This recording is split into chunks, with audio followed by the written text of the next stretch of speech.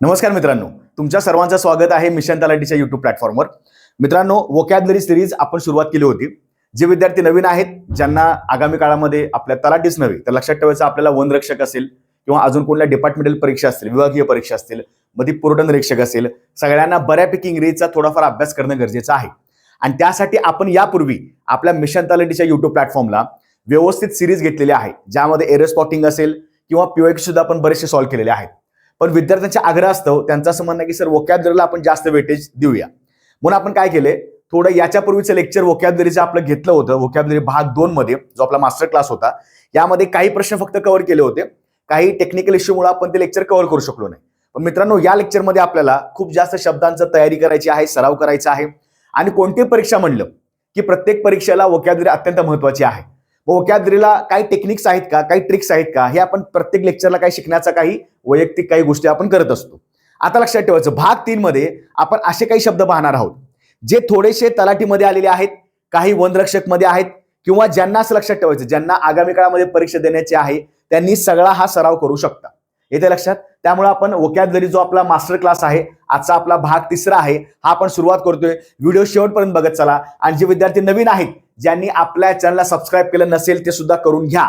आगामी काळामध्ये ज्या ज्या महत्त्वाच्या अपडेट्स असणार आहेत त्या तुम्हाला सुद्धा या ठिकाणी मिळतील. त्याचबरोबर मित्रांनो, तलाठीसाठी आपण मिशन तलाठीसाठी आपण बॅच लॉन्च केलेली आहे. सर्वात स्वस्त आणि सर्वात दर्जेदार बॅच आहे.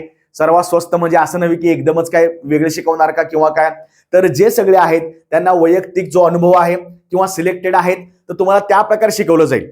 ही आपली बॅच आहे. कमी दरामध्ये आपण सध्या लेक्चर्स घेत आहोत. यामध्ये मराठी व्याकरण असेल, इंग्रजी व्याकरण असेल, GS असेल किंवा गणित बुद्धिमत्ता असेल, असे व्यवस्थित सर्व विषय या ठिकाणी शिकवले जात आहेत. 1 जानेवारी पासून बॅच चालू झालेली आहे. जाऊन एकदा लेक्चर्स पाहू शकता. फ्री लेक्चर्स त्याच्यामध्ये आहेत. फ्री लेक्चर्स पहा. तुम्हाला हवा असेल, त्याची गरज भासत असेल तर ही बॅच घेऊ शकता. आपल्या महाराष्ट्र अकॅडमीच्या ऍप्लिकेशनवर बॅच उपलब्ध आहे. त्याचबरोबर कोणत्या प्रकारचा डाऊट असल्यास किंवा तुम्हाला काय प्रॉब्लेम असल्यास तुम्ही या ठिकाणी संपर्क साधू शकता. तुम्हाला सविस्तर बॅच बद्दल या ठिकाणी माहिती सांगण्यात येईल. ठीक आहे मित्रांनो, चला सुरुवात करूया. जे आपल्याकडे वोकॅब्युलरी करायची आहे, यामध्ये सिनॉनिम्स आहेत, अँटोनिम्स आहेत, स्पेलिंग एरर्स आहेत, वन वर्ड सबस्टिट्यूट देखील आहेत. म्हणजे सविस्तर आपण काही 25 प्रश्न करणार आहोत, ज्यामध्ये या प्रकारचे प्रश्न मला विचारले जातील. परीक्षेला आगामी जे महत्त्वाचं इंग्रजी व्याकरण आहे, त्यामध्ये आपल्याला वोकॅब्युलरी अत्यंत चांगल्या सोप्या प्रकारे शिकवणं जाणं महत्त्वाचं आहे. आता लक्ष द्या. Select the most appropriate synonym of the underline word. बरेचसे विद्यार्थी आहेत सध्या नवीन तयारी करतात, सध्याच त्यांनी तयारी चालू केलेली आहे. किंवा असे काही विद्यार्थी आपल्याकडे आहेत, त्यांचा असं म्हणणं आहे सर आम्हाला प्रश्न वाचूनच कळत नाही. तर आपल्या बॅचमध्ये किंवा या ठिकाणी सुद्धा मी बऱ्याच वेळा सांगत असतो, सुरुवातीला प्रश्न समजून घ्या. प्रश्न काय विचारलाय? Select the most appropriate synonym. मला फक्त सिनॉनिम सांगण्याची गरज आहे. म्हणजे अंडरलाइन केलेला वर्ड कोणता आहे, शब्द कोणता आहे? The architect paid meticulous attention to every detail of the building design. आता लक्ष द्या, तुम्ही यातनं थोडासा मराठी अर्थ काढू शकता. प्रत्येक प्रश्नाचा मराठी अर्थ करणं पॉसिबल नाही. सुरुवातीची कंडिशन असते, काही गोष्टी माहिती नसतात, सध्याच्या घडीला करू शकता. एकदा तुमचा सराव जास्त झाला की तुम्हाला नंतर काही टेन्शन नाही. म्हणून मी एवढंच तुम्हाला सांगतो, द आर्किटेक्ट पेड मेटिक्युलस. बघा, most appropriate synonym of the underline word. ज्या शब्दाला अंडरलाइन केलेला आहे किंवा अधोरेखित केलेला आहे त्याचा तुम्हाला सिनॉनिम सांगायचा आहे. म्हणजेच काय, समान अर्थी सांगायचं आहे. आता बघा, या सिनॉनिमला वेगवेगळ्या शब्दाने ओळखलं जातं. सिनॉनिम असेल, नियरेस्ट मिनिंग असेल, क्लोजेस्ट मिनिंग असेल, हे सगळं सिनॉनिमच आहे. ठीक आहे. आता काय विचारले? मेटिक्युलस. मला मेटिक्युलसचा बरोबरचा समानार्थी शब्द सांगायचा आहे. आता थोडं आपण काय करूया, याचा थोडा मराठीमध्ये अर्थ करूया. बघा, द आर्किटेक्ट. आर्किटेक्ट म्हणजे जो वास्तुशास्त्र करतो, म्हणजे ज्याच्याकडे प्लॅनिंग डिझायनिंग सगळं असतं. The architect paid meticulous attention to every detail of the building design. आता बिल्डिंगचं डिझाईन करत असताना त्यानं प्रत्येक गोष्टीकडं एकदम मला सांगा, याचा आपण व्यवस्थित जर अर्थ काढला तर तो आर्किटेक्ट काय करेल? बिल्डिंग डिझाईन चांगलं करण्यासाठी तो काय करेल? व्यवस्थित लक्ष देईल ना. तर आपण काय म्हणणार? काळजीपूर्वक लक्ष दिलेलं आहे, काळजीपूर्वक त्यानं त्या ठिकाणी प्रॉपरली बघितलेलं आहे. याचा अर्थ काय? या मेटिक्युलसचा जवळपास संबंध कसा असेल? काळजीपूर्वक किंवा एकदम प्रॉपर असा आपण अर्थ घेऊया. बरोबर. बघा, म्हणजे जर तुमचा वाक्यात प्रयोग केला तर तुम्ही जवळच्या अर्थाकडे जाऊ शकता. ते अत्यंत महत्वाचं आहे. कधी कधी हा जर प्रश्न विचारला की मेटिक्युलसचा समानार्थी शब्द काय आहे, अशा वेळी आपण थोडं कन्फ्युज होतो. पण जर वाक्यात प्रयोग केला, थोडं त्याला लहान लहान वेगवेगळ्या याच्यामध्ये आणा, मराठी शब्द जोडा आणि एक वाक्य तयार करा. आता मला कळालं हे मेटिक्युलस म्हणजे काळजीपूर्वक किंवा त्या संदर्भात काहीतरी आहे. बरोबर. आता पण समानार्थी बघूया. इथे केअरलेस दिसतोय. आपण गडबडीमध्ये कधी कधी केअरफुल केअरलेस हे कन्फ्युज होऊन जातं. केअरफुल म्हणजे काळजीपूर्वक, केअरलेस किंवा केअरलेसली म्हणजे निष्काळजीपणे, काळजी वगैरे नाही त्याच्यामध्ये, निष्काळजी म्हणजे त्याच्या विरुद्धार्थी आला. आता मला इथं सांगावं लागेल मेटिक्युलसचा काळजीपूर्वक आहे, हे केअरलेस आहे, म्हणजे हा पर्याय कॅन्सल झाला. विचारले काय? सिनोनिम. जर समजा अँटोनिम विचारलं असतं तर मी याला घेऊन गेलो असतो. लक्षात. Then in attentive. आता अटेंटिव्ह म्हणजे काय रे? तर त्यानं व्यवस्थित लक्ष दिलेलं आहे. अटेन्शन, लक्ष द्या असं आपण म्हणतो. इन अटेंटिव्ह म्हणजे लक्ष दिलेलं नाहीये, म्हणजे हा पण पर्याय कॅन्सल झाला. केओटिक, एकदम दंगा धुडगूस, खूप जास्त गोंधळ, खूप जास्त गडबड आवाज, ते असतो केओस. असा एक शब्द आहे बघा केओस नावाचा. ओके, याला केओस म्हणायचं. खूप जास्त दंगा. फॉर एक्झाम्पल एखादी गर्दी आहे, एखाद्या प्लॅटफॉर्मला गेलो, एखाद्या बस स्टेशनला गेलो तर आपण काय म्हणतो? बस स्टँडला गेल्यावर काय म्हणतो? खूप जास्त केओटिक आहे, केओस आहे, म्हणजे हे पण कॅन्सल झालं. आता बघा, मी माझ्या बेसिक नॉलेजला काही शब्द कॅन्सल केले. जवळचा पर्याय राहायला कोणता शिल्लक? तर थोरो. थ्रू म्हणायचं नाही, कन्फ्युज होऊ नका.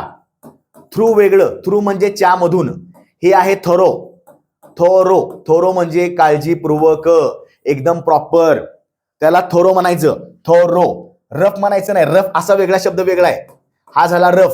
म्हणजे बॅच मध्ये आपण वोकॅब्युलरी करत असताना अशा वेगवेगळ्या शब्द मला मी जाणीव करून देतो, ओळख करून देतो की बाबा एका वेळी आपल्या अनेक शब्द तयार करता येतात. ठीक आहे.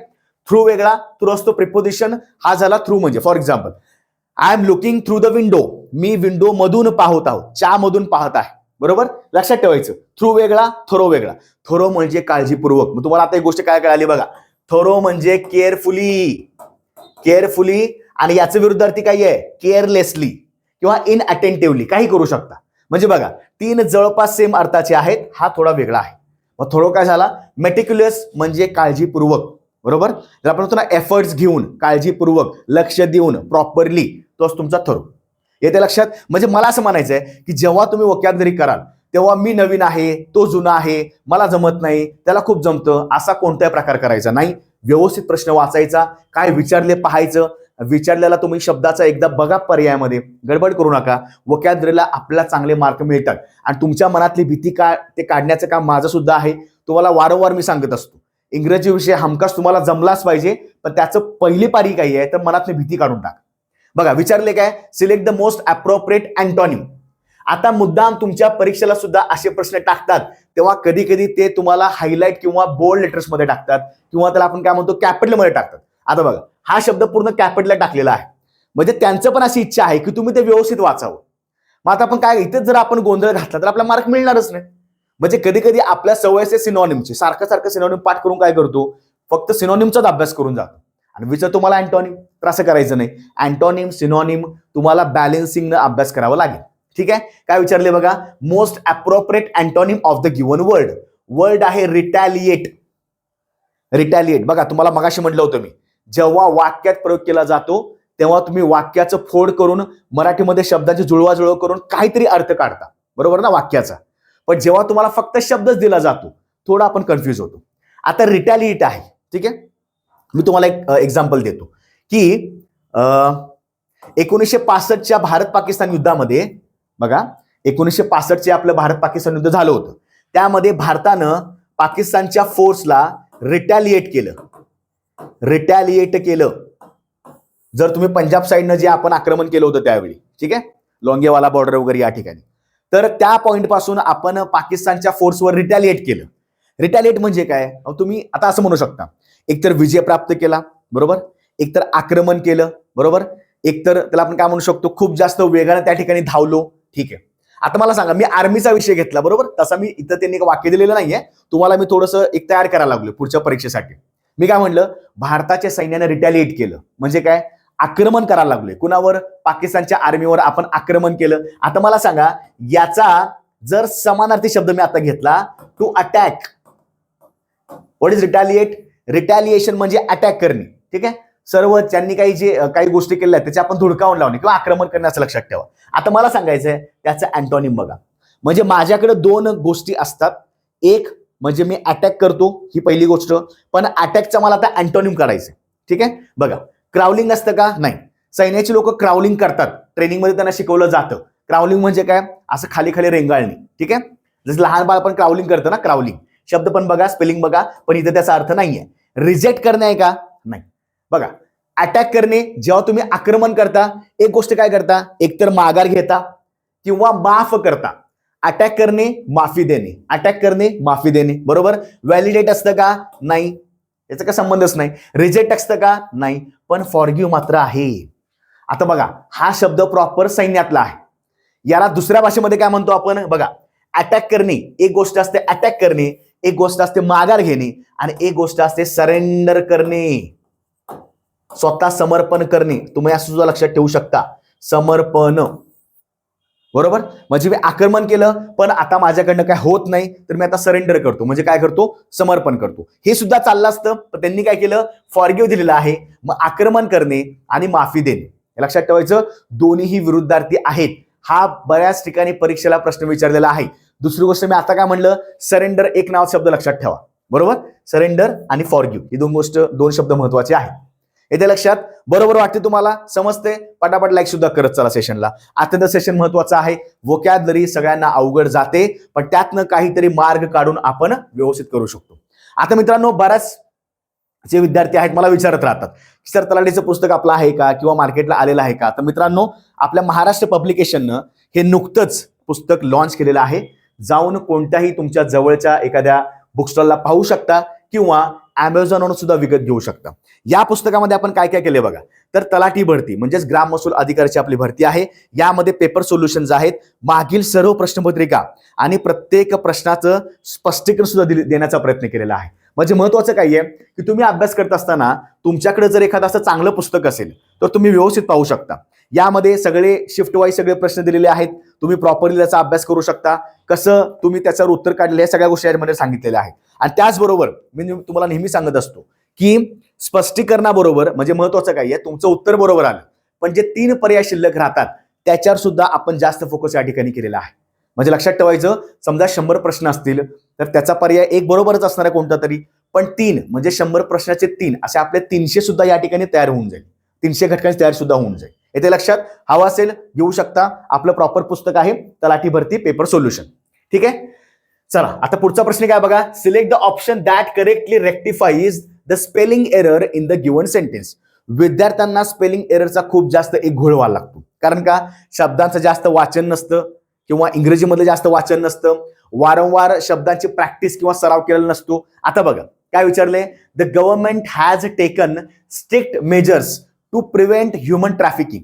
आता आपण काय करूया, त्यांनी काय विचारले की असा एक ऑप्शन निवडा की ज्यामध्ये स्पेलिंग रेक्टिफाय केलेलं आहे.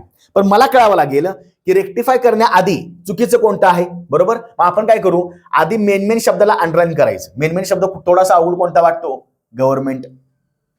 ठीक आहे, टेकन तर बरोबर आहे, मेजर्स म्हणजे स्टेप्स, प्रिव्हेंट, ह्युमन ट्रॅफिकिंग. बघा हे 3-4 शब्द अवघड वाटतात. प्रश्न काय आहे त्यांचा, तुम्हाला फक्त चुकीचं निवडायचं नाहीये, तुम्हाला त्याचं बरोबरचं काय करायचं आहे, रेक्टिफाय करणं म्हणजे काय, दुरुस्त करून बरोबर सांगायचं आहे. आता मला सांगा, बघा पहिला आपण शब्द बघूया, कारण तिने पहिला दिलेला आहे गव्हर्नमेंट.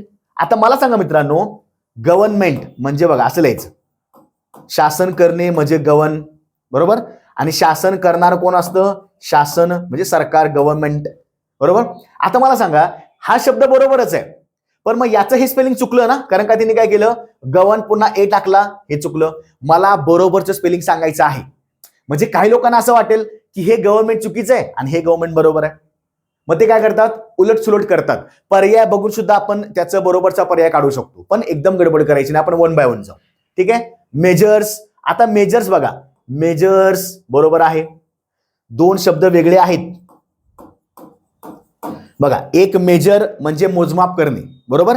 मेजर्स, एक मेजर्स किंवा एक मेजर म्हणजे तुम्ही त्याच्यावर काही स्टेप्स, काहीतरी तुम्ही त्याच्यावर आकृतीबंध तयार करता. आणि एक असतं मेजर, हा एक मेजर वेगळा असतो. हा एक मेजर असतो सैन्यामधला मेजर, लक्षात ठेवायचं, जे 3 नंबरचा रँक असतो कमिशन्ड ऑफिसर मध्ये, लेफ्टनंट, कॅप्टन आणि मेजर असतो, लक्षात ठेवायचं. हा एक मेजर झाला. याचा अजून एक शब्द आहे मेजर. मेजर म्हणजे मोठ्याला वस्तू, मोठ्या गोष्टी असतं ना मेजर. मेजॉरिटी, मायनर, मायनॉरिटी असं सुद्धा लक्षात ठेवायचं. ओके, आता हे सुद्धा मेजर्स बघा, हे मेजर्स ऍक्च्युअली बरोबर आहे. त्यांनी काय केलं, मेजा, इथं ए जोडलं, पुन्हा हे चुकलं, कारण हे मुळातच बरोबर आहे. तुम्ही याच्यामध्ये हे बरोबर करायचं नाही, कारण हे चुकीच दिलेलं आहे. आपल्या काय विचारले, रेक्टिफाय करा. ट्रॅफिकिंग, हा इथं सापडलं बघा मित्रांनो. ट्रॅफिकिंग लक्षात ठेवायचं. आता तुम्हाला मी याच्यावर एक दोन शब्द सांगतो बघा.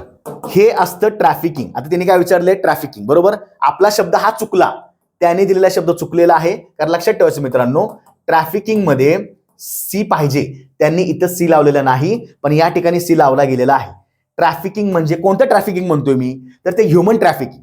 ह्युमन ट्रॅफिकिंग म्हणजे मानवाची तस्करी, शोषण करणं, बळजबरी करणं, त्याची तस्करी करणं, हे सगळं ट्रॅफिकिंग मध्ये येतं. पण सी के पाहिजे, डबल एफ पाहिजे. म्हणजे काय, तुम्ही अभ्यास करताना, आता मला सांगा बघा, तुम्ही अभ्यास करताना काय करायचं, तुम्हाला हे माहिती आहे ना, ट्रा बरोबर, पण डबल एफ लागणार, म्हणजे फ वर जास्त भर आहे, ट्रॅफिकिंग, पुन्हा आय लागलं, आणि ट्रॅफिकिंग म्हणजे त्या क वर सुद्धा भर आहे. याचा अर्थ काय, क चा सिंगल उच्चार घ्यायचा नाही, सी आणि के चा उच्चार घ्यायचा.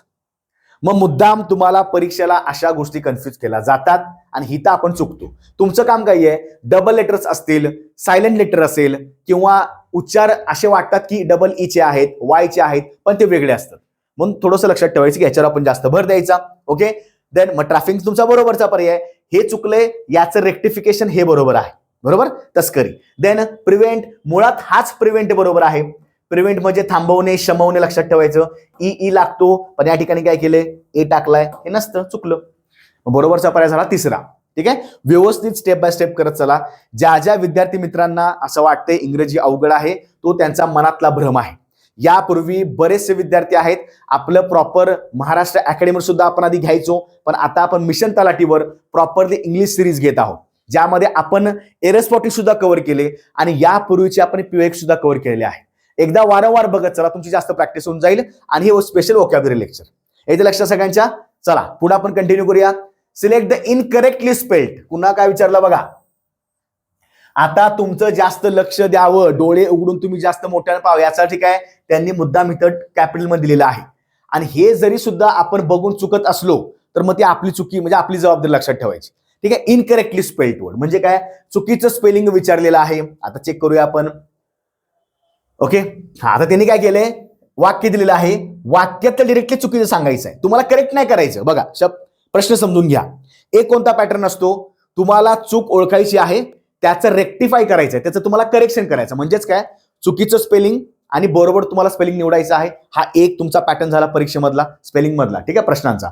दुसरा पॅटर्न कुठला असतो, तुम्हाला फक्त चुकीचं स्पेलिंग ओळखायचं आहे, तो हा पॅटर्न आहे. बघ काय विचारले, select the incorrectly spelled word in the following sentence. The injured may proceed immediately to the emergency station, the attendant said. Attendant म्हणला की बाबा काय म्हणला तो, इंज्युअर्ड, ज्याला इजा झालेली आहे, त्याला लवकरात लवकर पटकन काय करावं, इमिडिएटली म्हणजे लवकरात लवकर काय करावं, तर इमर्जन्सी स्टेशनला पोहोचवावं. ठीक आहे, जावं पटकन. आता यामध्ये अवघड शब्द आपण अंडरलाईन करूया, जे तुम्हाला चुकवू शकतात, किंवा काय करा, डिरेक्टली काय करा, पर्याय बघा. आता मला सांगा, इंज्युअर्ड.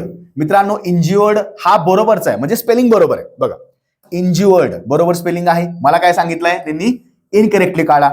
इमर्जन्सी, इमर्जन्सी मध्ये ई आणि ई लागतं आणि सी मध्ये सी वाय लागतं, लक्षात ठेवायचं, हे पण बरोबर आहे. पुन्हा इमर्जन्सी मध्ये ज चा उच्चार काय असतो, इथं लिहायचं काय, जी लिहायचं.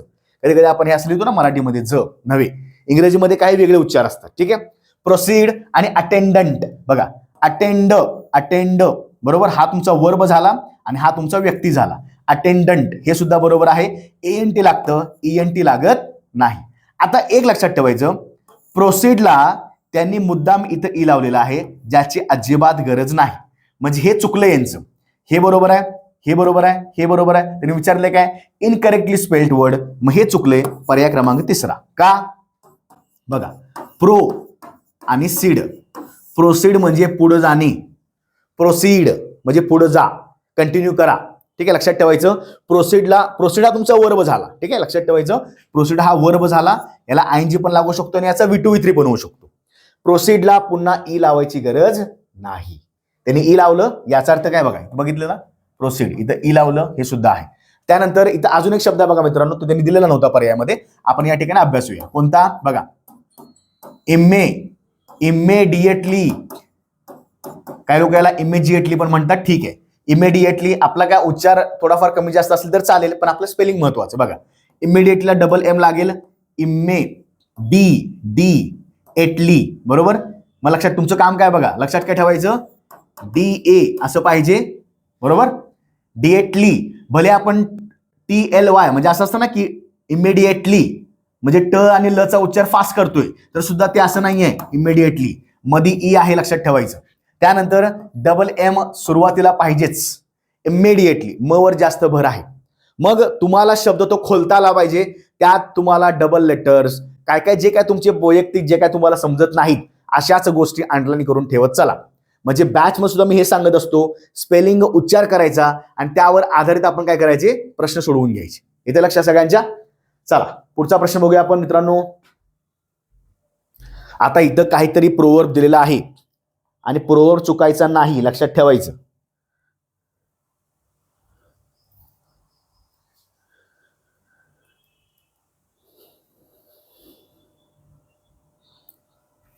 चला, select the most appropriate meaning of the given proverb.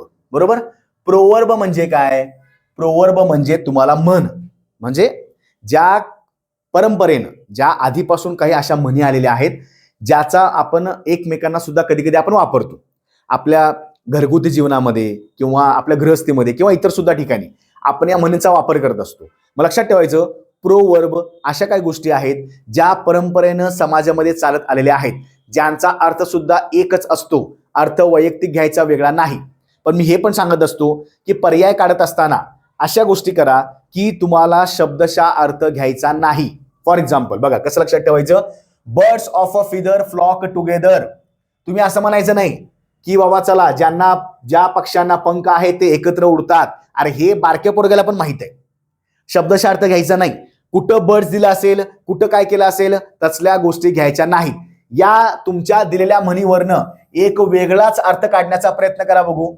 Birds of feather flock together म्हणजेच काय, आता आपण त्याला असं करूया बघा. ठीक आहे, आपण पर्याय वाचू पहिल्यांदा. ठीक आहे. People with similar nature seek out each others company.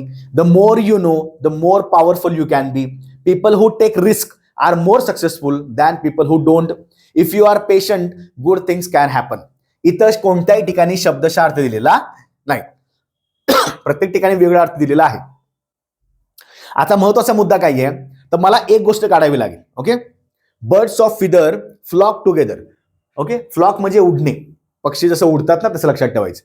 Birds of feather. आता आपण काय करूया बघा, असं लक्षात ठेवूया. बर्ड्स ऑफ फिदर म्हणजे बर्ड्स म्हणजे इथं पीपल, ऑफ फिदर म्हणजे फॉर एक्झाम्पल सरसकट सगळ्याच पक्ष्यांना पंख असतात. म्हणजेच काय, आता म्हणण्याचा उद्देश काय आहे, अशा लोकांना किंवा असा एक गट असतो लोकांचा ज्यांना समानच गोष्टींची जाणीव असेल, समान छंद असतील, ठीक आहे, समान आवडीनिवडी असतील, तर ती लोक जास्त एकमेकांसोबत राहतात. टुगेदर. आलं का लक्षात. तुम्ही टुगेदर याच्यावरनं सुद्धा टेक्निक फॉलो करू शकता. टुगेदर म्हणजे एकत्र राहणे. ओके. एकमेकाचा सहवास आवडणे, टुगेदरनेस. बरोबर. आता या टुगेदर नुसार तुम्हाला कुठं कुठं सेम वाटते बघा. कुठं टुगेदरचा अर्थ दिलाय का बघा. If you are patient good things can happen, नाही. People who take risk. People रिस्कचा काय संबंध आहे, इतर तुम्हाला रिस्कचा संबंध दिलेलाच नाहीये तुमच्या दिलेल्या म्हणीमध्ये. The more you know the more powerful you can be. People with similar nature seek out each others company.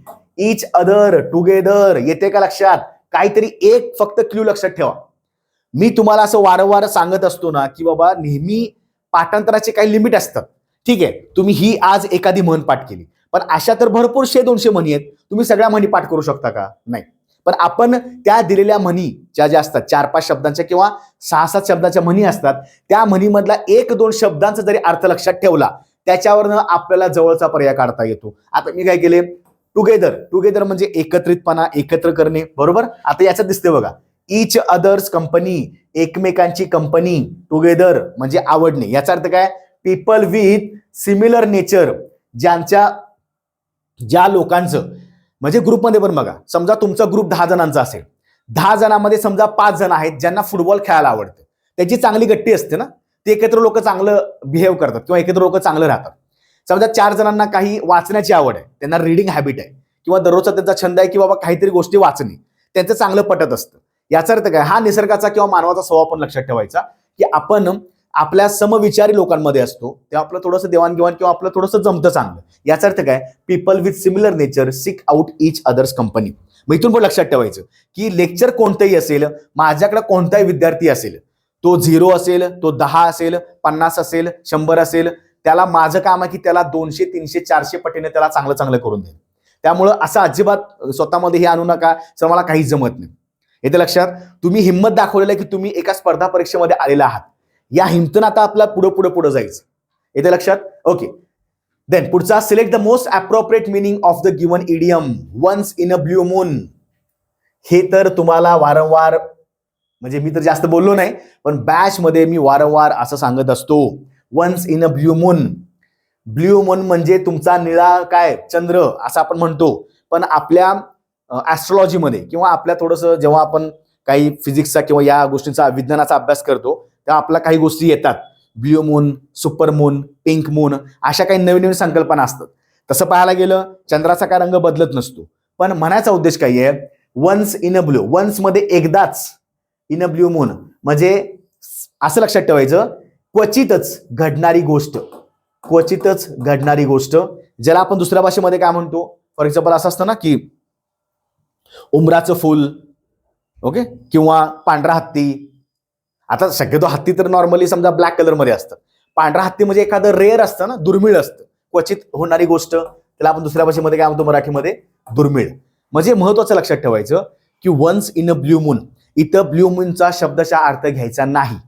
Blue moon नावाचा प्रकार फक्त आपण सायन्समध्ये वाचतो, pink moon, super moon, blue moon. पण लक्षात ठेवायचं इथं क्वचितच घडणारी गोष्ट विचारले काय, अप्रोप्रिएट मिनिंग सांगायचं आहे. फ्रिक्वेंटली असतं का रे, फ्रिक्वेंटली म्हणजे वारंवार घडणारी गोष्ट. मला काय पाहिजे, क्वचित किंवा दुर्मिळ घडणारी गोष्ट. मग आपण थोडंसं एकदा चेक करू. रेअरली आहे, कस्टमरी आहे, ग्रॉस आहे. ग्रॉस म्हणजे एकंदरीत एकूण, कस्टमरी म्हणजे परंपरेनं, कस्टम अगेन चुकलं बघा. दुर्मिळ म्हणजे काय असतं रे, रेअरली. आलं लक्षात. असं काहीतरी गोष्ट करायची. वन्स, आता मी कसं लक्षात ठेवले, वन्स, वन्स म्हणजे एकदाच, क्वचितच एकदा घडणारी गोष्ट. तुम्ही असं पण ऐकता बघा, कधी आपण पेपरमध्ये बातमी वाचतो की 150 वर्षानंतर हे असं चंद्रग्रहण झालं, किंवा 200 वर्षातनं पहिल्यांदा ह्या गोष्टी झाल्या. त्या क्वचितच होतात, ज्या असं वारंवार घडत नाहीत. मग फ्रिक्वेंटली म्हणजे काय, फ्रिक्वेंटली म्हणजे वारंवार, लक्षात ठेवायचं. मग इथे कोणतं तुमचा बरोबरचा पाहिजे, क्वचित, त्याला आपण काय म्हणतो, दुर्मिळ म्हणजे रेअरली. समजते सगळ्यांना. Once in a blue moon म्हणजे एकदम क्वचितच घडणारी गोष्ट, दुर्मिळ घडणारी गोष्ट. लक्षात सगळ्यांच्या. चला पुढे बघूया. बघा, जरी तुम्हाला असं वाटते की सर थोडंसं फास्ट व्हायला लागले, काही नाही, तुम्ही स्लो करू शकता. हे लेक्चर रेकॉर्डेड स्वरूपात आहे. तुम्ही नंतर सुद्धा तुम्हाला वाटलं एकदा वेळ घ्या, वेगळं बसा, इंग्रजी आपली नोटबुक घ्या, त्याच्यामधले काही महत्वाची गोष्टी बघा, पेपर घ्यायचा, आणि तुम्हाला जे बघा, आता मी तुम्हाला प्रश्न दिलाय, तुम्ही प्रश्न वाचला, पॉज करा, स्वतःचं उत्तर काढा, मग माझं एक्सप्लेनेशन आहे का, स्पष्टीकरण आहे का, असं थोडंसं करत चालायचं. आपली गडबड काय आहे, चला सरांनी पळवलं. मला असं वाटते की आपल्याला सगळ्या विद्यार्थ्यांना घेऊन जाणं गरजेचं आहे. ते 4 हुशार आहेत, त्या 4 जणांना येते, त्यांचा रिझल्ट काढायचा आहे, त्याला काय उपयोग आहे. मला असं वाटतं की 4 पेक्षा 400 लोक जेव्हा हे बघतील, त्या 400 वाटेल की सर मला काहीतरी कळायला लागली, तुमच्या लेक्चरचा फायदा व्हायला लागलाय, बास सर, मी दररोज लेक्चर तुमचं करणार. ही जी लेवल असते तुमची सुद्धा येणार, लक्षात ठेवायचं. पण त्याला सराव होणं थोडंसं गरजेचं आहे. Select the most appropriate meaning of the given proverb. No man is an island. आता हे मला पण माहित आहे, कोणताही मनुष्य बेट नाही. आता काय विचारले बघा, मी तुम्हाला थोडंसं यातले काही ठोकताळे सांगतो. म्हणजे एक गोष्ट काय होते, मी त्याचा मराठीमध्ये अर्थ केला, नो मॅन, कोणताही मनुष्य नाही, काय नाही, कोणताही मनुष्य बेट नाहीये. तर आयलंड म्हणजे बेटच असतं, असं लक्षात ठेवा. पण इथे तर काय वेगळेच दिले, बरोबर. आता काय करायचं बघा, मी तुम्हाला एक गोष्ट सांगतो, प्रत्येक प्रोवर्बला, प्रत्येक इडियमला एक पिक्चर करता येतं. आपलं पुढचं लेक्चर जे असेल ना वोकॅब्युलरीचं, जो आपला त्याला आपण काय म्हणूया, वोकॅब्युलरी मास्टर क्लास जो 4था असेल, तो आपण एका पिक्चरवर घेऊया. म्हणजे चित्रावर आधारित आपण काही शब्द तुम्हाला मी देतो, त्याची वारंवार तुमची प्रॅक्टिस चांगली होऊन जाईल. येते लक्षात. आता no man is an island. पहिल्यांदा आपण हा विचार करूया की आयलँड कसं असतं रे, कसं आयलँड, आयलँड म्हणजे काय, आयलँड म्हणजे बेट, बरोबर. सगळीकडे समुद्र आहे आणि मध्येच एक आयलँड आहे, बरोबर. इथं मे बी एखादा असा डोंगराचा कडा आहे, थोडीफार झाडी वगैरे आहे, ठीक आहे. हे पूर्ण आयलँड आहे, कारण का हे पूर्ण पाणी आहे, बरोबर. आता ह्या बेटाचं वैशिष्ट्य काय आहे की चारी बाजूनी समुद्र आहे, चारी बाजूनी पाणी आहे आणि तो स्वतः स्थिरावलाय, म्हणजे स्वतःमध्ये एकटाच आहे. ठीक आहे. आता काय ह्याला कशाशी जोडले बघा, कशाशी जोडले? No man is an island. म्हणजे बेट एकटा राहू शकतं, म्हणजे बेट हे एकच असतं ना, समुद्र सगळीकडनं पाणी आहे, पण मनुष्य त्या बेटासारखा असू शकत नाही. म्हणजे काय, मनुष्याच्या जीवनामध्ये, माणसाच्या जीवनामध्ये त्याला एकटेपणा काही काळच असतो, पण तो आयुष्यभर एकटं राहू शकत नाही. त्याला मित्र, सवंगडी, त्याचे नातेवाईक, त्याचे जे काय त्याचा समूह मोठा असतो तो त्याला हवाच असतो. काही वेळा मित्र असतील, काही वेळा फॅमिली असेल, काही वेळा नातेवाईक असतील. म्हणजेच काय बघा, तर कोणताही मनुष्य त्या बेटासारखा राहूच शकत नाही, ज्या प्रकारे बेट राहतं आयुष्यभर एकटंच, कारण का सगळीकडनं पाणी आहे. बरोबर. जसं त्याला राहता येतं तसं मनुष्याच्या स्वभावाला राहता येत नाही किंवा मनुष्याला राहता येत नाही. म्हणजेच काय, आता मला इथं माणसा स्वभाव दिलेला आहे, तर आपण एकदा चेक करूया 4 पर्यायापैकी कुठं तुमचा स्वभाव दिलेला आहे बघा. विमेन आर आयलँड, याचा काय संबंध आहे? चाललंय तिथं मनुष्य जातीचं, इथं तुम्ही वेगळाच एक अर्थ काढायला लागलाय. चुकलं. It is important to work, अरे बरोबर आहे, काम करणं गरजेचं आहे, पण हिचा काय संबंध आहे इथं? ठीक आहे. नो, आता वन कॅनॉट प्रिडिक्ट फ्युचर, कुणीही आपलं जे काय भविष्य आहे ते प्रिडिक्शन करू शकत नाही, आपल्यालाही माहित आहे, पण याचा काय संबंध लागे ना, कारण का मला सांगावं लागेल ना की एकटा राहू शकत नाही, किंवा त्याला कुणाच तरी एक जोड असते, किंवा त्याला साथीदार वगैरे ह्या गोष्टी लागत असतात. आता बघा, no one is truly capable of living alone. कुणीही एवढं क्षमता असणार नाहीये की तो आयुष्यभर एकटाच राहील. लिव्हिंग अलोन बघा, no man is an island. जसं आयलँड एकटं असतं तसं मनुष्य मात्र का नो मॅन म्हणजेच नो वन, असं लक्षात ठेवा. नो मॅन म्हणजे कुणीही नाही, तर एकटं राहणं हे कुणाच्याही त्याप्रमाणे बस की बात नाही. येते लक्षात. म्हणजे सध्या सांगायचं आपल्याला की मनुष्याच्या स्वभावामध्ये एकटं राहणं हे पॉसिबल नसतं, त्याला कुणीतरी हवं असते. लक्षात ठेवायचं. बरोबरचा पर्याय इथं दुसरा. तुमच्या समोर पिक्चर काढलं बेटाचं, मुद्दाम काढलं ते, आपण काय चित्रकलेचा क्लास करत नाही, पण विद्यार्थी नवीन आहेत, त्यांना काय लक्षात ठेवायचं तेच कळत नाही. आणि ज्या लोकांनी एवढी भीती तुमच्या मनामध्ये घालून घेतलेली आहे, टाकून घेतलेलं आहे की बाबा इंग्रजी अवघड आहे, हे ते, वोकॅब्युलरी इतक्या मार्काला असते. अरे आम्हालाही माहिती आहे वोकॅब्युलरी इतक्या मार्काला असते. त्यातनं मार्ग काढणं गरजेचं आहे ना. मार्ग काढणं म्हणजेच काय, काहीतरी कीवर्ड्स बघा, कीवर्ड्स करा, चित्र काढा, चित्र लक्षात ठेवा, त्याच्यावरनं पर्याय काढा. हे आपण सुद्धा करू शकतो. पण कुठल्या तरी आयऱ्यागऱ्याचं ऐकून आणि कुणाच तरी काही बघून असं वाटतं रे इंग्रजी मला जमत होतं ते सुद्धा मी विसरून टाकलं, तर असं अजिबात करायचं नाही. चला, select the most appropriate synonym of the given word. Dingy. काही लोकांना वाटतंय सर डिंगी असा पण काय शब्द असतो का रे? अरे असा पण असतो. आपल्या कल्पनेच्या पलीकडे सुद्धा शब्द आहेत, पण आपल्याला एक्झाम पास करायची आहे ना की पीएचडी मिळवायची. मी अजून एकदा रिपीट करतो, आपल्याला एक्झामच पास करायची आहे. इंग्रजीमध्ये पीएचडी वगैरे काही करायचं नाही, डॉक्टरेट मिळवायची नाही. त्यामुळे जेवढं परीक्षेला अपेक्षित आहे, ज्याच्यावर प्रश्न विचारले जातात, ठोकताळे करणं, अंदाज बांधणं, इलिमिनेशन करणं, काही टॅक्टिक्सच्या काही गोष्टी करणं, अशात तुम्हाला मी मार्ग दाखवेन आणि मग आपण बरोबरचा पर्याय काढू शकतो. येते लक्षात. डिंगी. डिंगी म्हणजे काय बघा, आता जसं मी मगाशी म्हणलं, डिंगी जर हा शब्द तुम्हाला वाक्यात प्रयोग केला असता तर तुम्ही त्याचा बरोबरचा पर्याय काढला असता. फॉर एक्झाम्पल काय विचारले, सिनॉनिम विचारलेला आहे. आता मी तुम्हाला एक्झाम्पल सांगतो की बॉईज हॉस्टेलला एंट्री केल्यावर, बॉईज हॉस्टेलच्या कोणत्याही एका रूम मध्ये एंट्री केल्यावर सगळ्या अशा वस्तू डिंगी स्वरूपात असतात. आता लक्षात आलं का तुमच्या मी कशाबद्दल बोलतोय? कारण आम्ही सुद्धा बोर्डिंग लाईफ जगलेली आहे. मिलिटरी असेल किंवा मग रेग्युलर लाईफ असेल, बरंचसं वर्ष बोर्डिंग मध्ये गेले. जेव्हा जेव्हा कधी बॉईज हॉस्टेलला राहायचो किंवा बाहेर कधी राहिलेलो आहे, तेव्हा असंच व्हायचं की आमचं जी काय रूम असायची ती इतकी डिंगी. तर तुम्हाला लक्षात आलं की डिंगी म्हणजे काय असते? डिंगी म्हणजे चांगला आहे का रे? डिंगी म्हणजे प्युअर आहे का? डिंगी म्हणजे ब्राईट आहे का? डिंगी म्हणजे स्टराईल आहे का? डिंगी म्हणजे काय? असं एक हे पण आहे बघा, फ्रेज पण आहे, डिंगी ड्रिअरी. डिंगी ड्रिअरी म्हणजे काय? डिंगी म्हणजे एकदम किळसवाणं, खराब, नॉट टू द मार्क, अस्ताव्यस्त, ऍट सिक्सेस ऍट सेव्हन्स, खूप जास्त विस्कळीत, गोंधळाच्या अवस्थेमध्ये. म्हणजे इंट्रिकली कळायचं नाही की पुस्तकं कुठे आहेत, प्रॅक्टिकलच्या वया कुठे आहेत, पेन कुठे आहेत, आपली ह्याची स्कूलची आपल्या कॉलेजची सॅक कुठे आहे. म्हणजे महत्वाचं काय आहे, डिंगी म्हणजे अस्ताव्यस्त असणारं, खराब असणारं, घाणेरडं असणारं, आगली असणारं, जे तुम्हाला हवे ते निगेटिव्ह शब्द घ्या, पण यामध्ये पॉझिटिव्ह शब्द येत नाहीत. त्यांनी जर उद्या प्रश्न विचारला डिंगीचा विरुद्धार्थी शब्द काय आहे, तर नीट आणि क्लीन, एकदम ब्राईट, एकदम प्युअर. येते लक्षात. तर तुम्ही डिक्शनरीमध्ये आपण पाहाल, तुम्हाला डिंगीचा एक शब्द नेहमी सांगतात जो थोडंसं घाणेरडं आहे किंवा अगली आहे, थोडं ब्लॅक स्वरूपात आहे म्हणजे थोडंसं विस्कळीत, त्याला आपण म्हणतो ना की डेंजर, सॉरी त्याला आपण काय म्हणतो, थोडंसं धुसूर आहे बघा, असं एकदम तुम्हाला प्युअर कळत नाही नेमकं काय चाललंय. ठीक आहे. सो अगली आहे, ब्लॅक आहे, किंवा इरिटेट होणाऱ्या अशा वस्तू असतात किंवा अशी परिस्थिती असते ज्यामध्ये कळत नाही की नेमकं काय घ्यायचं आपल्याला. येते लक्षात. मग डिंगी आणि ड्रिअरी हे दोन्हीही समानार्थीच आहेत. लक्षात ठेवायला एकदम सोपे वाटतात. Ugliness, dingy dreary, dingy dreary. येते लक्षात. हा तुमचा बरोबरचा पर्याय झाला. ओके. चला एक वेगळा शब्द शिकला का, बऱ्याचशा वेळी आपण हा शब्द वाचत नसतो, पण आता लक्षात ठेवायचं डिंगी ड्रिअरी म्हणजे अस्ताव्यस्त असणारं. एक्झाम्पल आणा काहीतरी, बॉईज हॉस्टेल किंवा अजून काय तुमचं स्वतःचं काही रूम असेल, काही कुठलीही वस्तू आणा ज्या ठिकाणी अस्ताव्यस्त गोष्टी असतात. येते लक्षात. चला पुढचा. इंग्रजी व्याकरणामध्ये मी वारंवार सांगत असतो, अब नाही तो कब नाही, बेटर लेट दॅन नेव्हर. कधीच न करण्यापेक्षा थोडं लेट हवं, थोडं लेट केलं तरी चालेल. कधीच न करण्यापेक्षा तर तुम्ही इंग्रजी व्याकरणाचा अभ्यास करताय, वोकॅब्युलरीचा अभ्यास करताय. सो काय काय विद्यार्थी म्हणतात सर बघू एक्झामच्या वेळी बघू, किंवा सर आम्हाला करायचंच नाही. कधीच न करण्यापेक्षा थोडं वेळानं उशिरानं केलं तरी चालेल. येते लक्षात. त्याचा बरोबर तुम्हाला पर्याय सांगायचा आहे बेटर लेट दॅन नेव्हर. आता तुम्ही शब्दशः सुद्धा अर्थ घेऊ शकता इथं.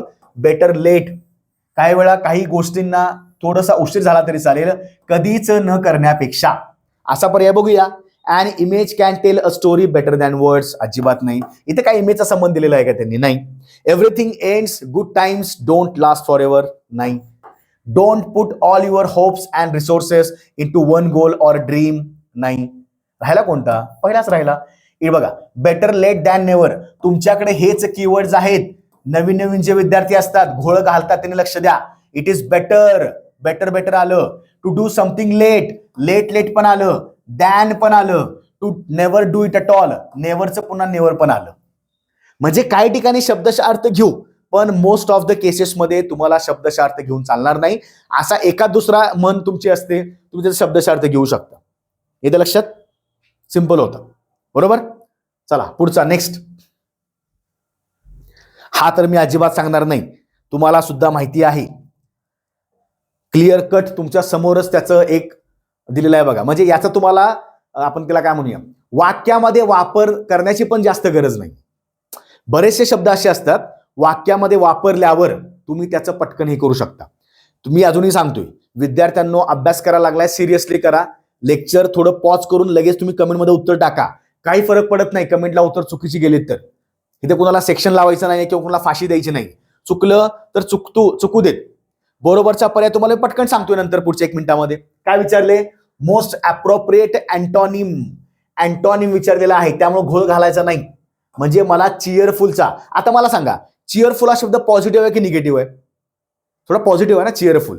म्हणजे आनंदानं, उत्साहानं, चांगला माइंडसेट आहे माझा, पॉझिटिव्हिटी आहे, ऑप्टिमिझम आहे, हे सगळं तुमचे चांगले शब्द झाले. बरोबर. मला अँटॉनिम करायचंय. आता मला सांगा, मी आत्ताच म्हणलं ऑप्टिमिस्टिक, हा सिनॉनिमस झाला थोडासा, कॅन्सल. सनी, शार्प, ब्राईट, अगेन सिनॉनिम झाला, अगेन कॅन्सल. मला अँटॉनिम सांगायचं आहे. स्टडी म्हणजे मजबूत, कठीण, एकदम पॉवरफुल, ज्याच्यामध्ये खूप जास्त ताकद आहे, इथे संबंध जास्त येत नाही. तर या चिअरफुलचा एक विरुद्धार्थी शब्द असतो डल, डम. थोडं दुसरं म्हणजे फॉर एक्झाम्पल बघा, एखादा व्यक्ती रिझल्ट चांगला लागला, त्याचं नाव सिलेक्शन लिस्टमध्ये आलं, मेरिट्समध्ये, तो झाला तुमचा काय झाला? Cheerful. I am feeling happy, I am feeling cheerful, मला खूप जास्त भारी वाटते. ठीक आहे. पण ते जर रिझल्ट नाही आला, थोडंसं डल वाटते, यार काय झालं, थोडंसं अनहॅपी वाटते, थोडं सॅड मोमेंट असते. मग हे असे पॉझिटिव्ह शब्द आणि असे काही निगेटिव्ह शब्द, थोडं पॅटर्न लक्षात ठेवायचं. येते. मग मी बऱ्याच ठिकाणी सांगत असतो, जरीही बरोबरचा पर्याय लगेच तुम्हाला ओळखता येत नसेल तरी तुम्ही बाकीचे पर्याय पटपट कॅन्सल करून घ्यायचे, पण त्यांसुद्धा अर्थ माहिती असणं गरजेचं आहे. आता तुम्हाला याचा अर्थ माहित झाला, याचा अर्थ माहित झाला. बऱ्याचशा लोकांना हे 2 पर्याय कन्फ्युजन वाटतील, पण तुम्ही पण बघा. डल, आपण म्हणतो ना वातावरण डल आहे, आज काय जरा क्लायमेट खराब आहे बाबा, आज काय डल आहे सगळं, असं असतं ना. याचा अर्थ काय? थोडं चांगलं फील नसतं. तुम्ही डल वातावरणामध्ये स्वतःला एनर्जेटिक फील करता का? हॅपी फील करता का? नाही. मग चिअरफुलचे विरुद्धार्थी काय असणार? डलच असणार. येते लक्षात. काय काय वेळा शब्द आपल्या चालता बोलता मधलेच असतात, पण आपण त्याचा कधी जास्त विचार करत नाही. ओके. आपण वाटल्यास एखादं लेक्चर घेऊया की आपल्या दररोजच्या म्हणजे सकाळी 6-7 ला उठल्यापासून रात्री 11-12 झोपेपर्यंत आपण असे कोणते कोणते इंग्रजी शब्द वापरतो जे आपल्या दररोजच्या वापरामध्ये येतात, ज्यांचा अर्थ सुद्धा माहिती असणं गरजेचं आहे. लक्षात. याच्यावर आपण एखादं वाटल्यास लेक्चर घेऊया जे खूप जास्त महत्वाचं आहे. Okay. Select the most appropriate synonym of the underline word. परत काय विचारले बघा, तुम्हाला मी 30 सेकंद द्यायला लागलोय, त्याचा विचार करा आणि पटकन मला उत्तर कमेंटला टाकून द्यायचं. अगेन एक प्लस पॉईंट काय आहे, एक प्लस पॉईंट काय आहे, वाक्यामध्ये वापर केलेला आहे त्या शब्दाचा. पण विचारले काय, अप्रोप्रिएट सिनॉनिम. आता गडबड करायची नाही, सिनॉनिम म्हणजे समानार्थी शब्द. She is an ardent supporter of human rights. जेव्हा जेव्हा मानव अधिकारांचा मुद्दा येतो तेव्हा ती खूप जास्त आर्डंट सपोर्टर आहे. आता मला सांगा, सपोर्टर म्हणजे काय रे, जो त्याला सहाय्य करतो, जो त्याच्या मागं राहून सांगतो, मागं उभं राहून सांगतो की मला यासाठी मला पूर्णपणे सपोर्ट आहे, मी याला पूर्णपणे 100% माझ्याकडनं सगळ्या गोष्टी मी चांगल्या देऊ इच्छितो, म्हणजे सपोर्ट करायला लागलो. बरोबर ना. आता फक्त याच्यामध्ये काय केलं, आर्डंट म्हणजे सपोर्ट तर आहेच, तो कसा आहे खरं, आर्डंट. म्हणजे मला सांगा, सपोर्टरला एक प्रकारचं ऍडजेक्टिव्ह लागलं ना, सपोर्टर कसा आहे, आर्डंट आहे, म्हणजे एकदम चांगल्या प्रकारचा असणार. मग आपण थोडं पर्याय निगेटिव्ह बघूया. कोल्ड सपोर्टर असतो का, कॅज्युअल, कॅज्युअल म्हणजे चालता बोलता, हा बाबा आता आहे उद्या नाही काय माहित नाही, तसं नाहीये कॅज्युअल. लिस्टलेस नाही. पॅशनेट, त्याच्या मनामधली एक जबरदस्त इच्छा आहे, त्याच्या मनामध्ये एक महत्वाकांक्षा आहे, तो ध्येय प्राप्ती आहे. काय तर त्याला आर्डंट सपोर्ट करायचा असतो, तर त्याला पॅशनेट आहे, त्याच्या मनामध्ये इच्छा आहे. इच्छा काय आहे, त्याला मानव अधिकारात खूप जास्त पॅशनेट सपोर्टर आहे. तो त्याच्या मनातली इच्छा आहे की मला खूप चांगलं मानव अधिकारासाठी करायचं आहे. लक्षात ठेवायचं, आर्डंट म्हणजे त्याला आपण म्हणतो पॅशनेट, मनातून स्वतः इच्छा निर्माण करणारा, त्याच्या मनामध्ये काही गोष्टी आहेत की मला सपोर्ट करायचाच आहे. इथे लक्षात, बरोबरचा पर्याय कोणता, पॅशनेट. पण कधी असं पण लक्षात ठेवा की जो तुम्हाला वेगळाच शब्द काही दिसायला लागलाय बघा, कोल्ड थोडंफार आपल्याला माहिती आहे, कॅज्युअल, लिस्टलेस, पण पॅशनेट कसलं भारी वाटते, मग थोडं या ठिकाणी टाकून त्याचा प्रयोग करायचा. कारण का, तुम्हाला सिनॉनिम विचारलेला आहे. इथे लक्षात, आर्डंट म्हणजे पॅशनेट. इथे लक्षात. ओके, चला पुढे बघूया. सेशन लाईक सुद्धा करत चला. विद्यार्थी मोठ्या संख्येने इंग्रजी व्याकरणचं लेक्चर बघतात, पण लाईक त्या प्रकारे आपल्याला येत नाहीत. लेक्चर आवडत नाही का, असं असेल तर सांगा, आपण थांबवू शकतो. पण बरेचसे विद्यार्थी चांगल्या चांगल्या गोष्टी करत असतात, त्यांना कळतं की बाबा चला सरांनी शिकवलेलं आमच्या डोक्यामध्ये येत आहे, आणि फायदा तोच आहे. 1 जरी % तुम्हाला काही गोष्टी कळाल्या तरी सुद्धा आपण त्या 1% उद्या 99% करू शकतो. इथे लक्षात. Select the incorrectly spelled word. Incorrectly spelled word. King Dushyant refused. मग असा पॅटर्न लक्षात ठेवायचा. काय विचारले, स्पेलिंग एरर मध्ये 2 प्रकारचे पॅटर्न असतात, त्यातला सेकंड पॅटर्न आहे. तुम्हाला फक्त इनकरेक्टलीच सांगायचं आहे. म्हणजे काय, जो शब्द चुकीचा आहे तोच तुम्हाला तिथं सांगायचा आहे तुमच्या पर्यायामध्ये बरोबरच्या. बघा आता, लेजिटिमसी म्हणजे कायदेशीर, कायद्याच्या बाबतीत लेजिटिमसी, जे लीगल आहे असं. King Dushyant refused to acknowledge the legitimacy of Bharat's contention for the throne of his territory. विचारले काय, इनकरेक्टली स्पेल्ड वर्ड. आता इथं सुद्धा वेळ घालवण्यापेक्षा आपण याच ठिकाणी वेळ घालवून आपला परिवर्तनचा पर्याय काढू शकतो. बघा, लेजिटिमसी, लेजिटिमेट, बघा हे अनेक शब्द आहेत. लेजिटिमेट, लेजिटिमसी म्हणजे एकदम तत्पर असणे, कायदेशीर बाजूने एकदम तत्पर असणे. लीगल असणे असं लक्षात ठेवायचं, लीगल पण चालेल. लेजिटिमेट म्हणजे लीगल, काय हरकत नाही. म्हणजे याचं स्पेलिंग बरोबर आहे. मला काय विचारले, इनकरेक्टली स्पेल्ड वर्ड, हे स्पेलिंग बरोबर आहे म्हणजे हा पर्याय येणार नाही. टेरिटरी, टेरिटरी ओ बरोबर आहे, ओ लागतो म्हणजे स्पेलिंग बरोबर आहे, माझा बरोबरचा पर्याय नाही. Contention, Bharat contention for the throne of his territory. Contention हे सुद्धा बरोबर आहे, कंटेन्शन लागतं, बरोबर आहे, पण माझा बरोबरचा पर्याय नाही. पण इथे काहीतरी वेगळे दिसायला लागले.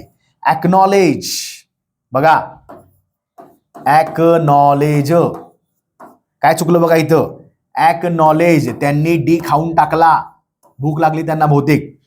ॲक्नॉलेज, डी कुठं आहे, डीच नाही आहे इथं, लक्षात ठेवायचं, अत्यंत महत्वाचं आहे. ॲक्नॉलेज मध्ये डी हे अक्षर पाहिजे, त्यांनी मिस आउट केलं, म्हणजे हे स्पेलिंग चुकलं, स्पेलिंग चुकलं, पण माझा हा बरोबरचा पर्याय का, मला इनकरेक्टली सांगायचा. आता लक्ष द्या बघा, हा ॲक्नॉलेज म्हणजे मान्य करणे, स्वतःहून काही गोष्टी मान्य कराव्या लागतात, ॲक्नॉलेज कराव्या लागतात, कन्फेस कराव्या लागतात. ठीक आहे. आता लक्ष द्या बघा, तुम्हाला आता बऱ्याच वेळा असा काही वेगळा शब्द येतो. फॉर एक्झाम्पल, आपल्या चालत्या बोलत्या भाषेमध्ये एक शब्द असतो नॉलेज, बरोबर, बघा नॉलेज, पण महत्वाचं काय आहे, डी हे सायलेंट लेटर आहे, डी चा उच्चार ड करायचं नाही, नॉलेज, तसं नसतं. डी हे सायलेंट आहे, उच्चार करू नका. नॉलेज पण डी लाईज. तसंच याला जर मी जोडलं एक्नॉलेज, फक्त एसी जोडलं तर हा पण शब्द सेमच राहतो. पण तसा अजून एक शब्द आहे कॉलेज. लक्ष द्या, तसा अजून एक शब्द आहे कॉलेज. पण कॉलेजला मात्र आपण डी लावत नाही. इथे डी लावत नसतो आपण मधी. कारण का, मुद्दा असाच आहे, कॉलेजमध्ये डी येतच नाही. कॉलेज रेग्युलर शब्द झाला. COLLEGE कॉलेज, संपलं. येते लक्षात. मग कुठं सायलेंट लेटर येतात, कुठं स्किप करावे लागतात, कुठं त्याचा उच्चार करायचा नाही, कुठं कुठं उच्चार करावा सुद्धा लागतो बऱ्याच ठिकाणी, हे तुम्हाला मी वारंवार सांगत असतो. ठीक आहे. जाताना शेवटी तुम्हाला मी 5 शब्द देणार आहे होमवर्कसाठी. म्हणजे जे जे विद्यार्थी शेवटपर्यंत लेक्चर करतात त्यांना जाता काही 5 शब्द महत्वाचे देईन. त्यांनी त्याचा वापर व्यवस्थित विचार करायचा आणि कमेंटला बरोबर उत्तर टाकायचं. Okay. Select the most appropriate meaning of the given idiom. Idiom काय आहे रे? Twist someone's arm. आता थोडं शब्दशः समोर इमेज आणा की लहानपणी असताना बहीण भावामध्ये भांडणं व्हायची आपल्या, की ते आपण हात पिरंगटायचो, ह्या गोष्टी व्हायच्या ना. Twist someone arm. आता हा तुमचा आर्म आहे पूर्ण. ठीक आहे. त्याला ट्विस्टिंग केलं. बरं, मग यातला अर्थ काय निघतो का बघा, चेक करा एकदा. To express openly. आता कुणाचा हात पिरंगटल्यावर तो कसा काय एक्सप्रेस ओपनली करणार? इथे त्याला भीती वाटणार, त्याला वाटणार की माझ्यावर प्रेशर करायला लागल्यात, मला फोर्स करायला लागल्यात, बरोबर? हे तर येणारच नाही. To be very expensive. आता त्या आर्म ट्विस्ट करण्याचा आणि इथं महाग असण्याचा काय संबंध आहे? बरोबर, हे पण कॅन्सल. बघा, तुमचं लॉजिक बिल्डअप करायला लागलोय. जे पर्याय येत नसतात ते पटापट कॅन्सल करून टाकायचे. To speak the truth even if it is unpleasant. खरंच बोलायचं, जरी ते बाकीच्या लोकांना आवडत नसेल तरी सत्याची बाजू मांडणे. पण आर्म ट्विस्ट कधी करतो आपण? To pressurise someone to do something. जर एखाद्याकडनं एखादी गोष्ट करून घ्यायची असेल किंवा त्याला करायला लावायची असेल, म्हणजेच इथं प्रेशर करणं महत्वाचं आलं. ट्विस्ट म्हणजेच काय? इथं प्रेशर करणे, पहिला क्रमांक बरोबर. लक्षात. मग हे आपण सुद्धा केलेलं आहे. जेव्हा त्याला सांगायचो हे काम करशील की नाही आणि हात पिरंगटायचो, मग चिमटा काढणे, कोचणे, हे सगळ्या गोष्टी याच्यातच असतात. ट्विस्ट समवन्स आर्म असं लक्षात ठेवा. ठीक आहे. To pressurise someone to do something. काहीतरी गोष्ट करण्यासाठी प्रेशर करणे. ओके. नेक्स्ट पुढचा. Select the most appropriate meaning of the given proverb. दिलेल्या म्हणीचा व्यवस्थित काय त्याचं उत्तर काढा, त्याचा अर्थ सांगा. जरा त्या शेवटचे काही 5 शब्द आहेत. The pen is mightier than sword. म्हणजे इथं तलवार आली, इथं पेन आला. मग यांच्यात काय भांडणं लावायची आहेत का? किंवा शब्दशः अर्थ घ्या. शब्दशः अर्थ काय आहे? तर पेन आहे एवढासा समजा. ठीक आहे. तलवार आहे भली मोठी. मग काय विचारले? The pen is mightier. Mightier म्हणजे शक्तिशाली, एकदम जास्त जबरदस्त, त्याच्यामध्ये खूप जास्त पॉवर आहे. आता तसं बघायला गेलं तर तलवारीनं गळा कापता येतो, पेनानं काय करणार आहे? पण इथं तुम्हाला वेगळ्या अर्थाने घ्यायचं. वेगळा अर्थ कोणता आहे? मला सांगावं लागेल की पेन हे काय आहे बरं? पेन हे लिहिण्याचं एक साधन आहे, बरोबर. आणि स्वॉर्ड काय आहे? स्वॉर्ड हे एक शस्त्र आहे. म्हणजे थोडं आपण म्हणतो ना की आक्रमण करण्यासाठी किंवा त्याला आपण काय म्हणू की हिंसा करण्याचं साधन आहे शस्त्र, म्हणजे स्वॉर्ड झालं. पेन काय आहे? लिहिण्याचं साधन आहे. आता आपण त्या संदर्भात काही गोष्टी बघूया. Swords are obsolete in comparison to pens. शब्दशः अर्थ नको आहे. मला शब्दशः अर्थ घ्यायचाच नाही. मला पेनाचं काहीतरी एक विशिष्ट काही वेगळ्या गोष्टी आणल्या पाहिजे पेनासाठी. Written words have a greater impact than violence. ठीक आहे. कारण रिटन वर्ड्स म्हणजे काय? पेन आलं. Weapons can protect but writing instruments are symbolic of peace. ठीक आहे. Writing instruments are superior to weapons. कसं? Writing instruments are superior to weapons म्हणजे शस्त्रापेक्षा रायटिंग जे इन्स्ट्रुमेंट्स आहेत ते सुपिरियरच आहेत, म्हणजे माहितीच आहेत. पण ते कसं? मला ते दाखवावं लागेल ना. मग 2 आणि 3 मध्ये काही गोष्टी आहेत बघा. Weapons can protect but writing instruments are symbolic of peace. Written words have a greater impact than violence. काय करता येईल आपल्याला इथं? आता बघा, या व्हायलन्स पेक्षा मी इथं घेतो weapons can protect. Weapons protect करू शकतात, but writing instruments are symbolic of peace. शांततेचा मार्ग महत्वाचा आहे, बरोबर. Written words have greater impact than violence. आता त्यांनी काय केलं? स्वॉर्ड डायरेक्टिव्ह व्हायलन्सचा पर्याय देऊन टाकला. पण मला सांगावं लागेल की लिखाण करून आपण समाजामध्ये प्रबोधन करू शकतो, समाजामध्ये शांतता निर्माण करू शकतो. त्यासाठी मला त्या पीससाठी दुसरा पर्याय घेऊन जाणं अपेक्षित आहे. म्हणजे वेगवेगळ्या मार्गाने पत्रकारितेमध्ये आपण समाजामध्ये काही चांगल्या गोष्टी आणू शकतो जे आपण शस्त्रानं करू शकत नाही, बरोबर. शस्त्र आपल्याला म्हणजे आपण त्याचं म्हणजे आपण स्वतः संरक्षण करू शकतो, पण पेनाच्या माध्यमातून लोकांपर्यंत पोहोचणं, सोसायटी समाजामध्ये पोहोचणं, त्याच्यामध्ये शांतता प्रस्थापित करणं, हे पेनच करू शकतं. आणि शांततेचा मुद्दा जर पकडला तर pen is always mightier than sword. इथे लक्षात, कधी शांतता मुद्दा पकडला तर. ओके, नेक्स्ट पुढचा. Select the incorrectly spelled word in the given sentence. दिलेल्या वाक्यामध्ये चुकीचा तुम्हाला स्पेलिंग सांगायचं आहे.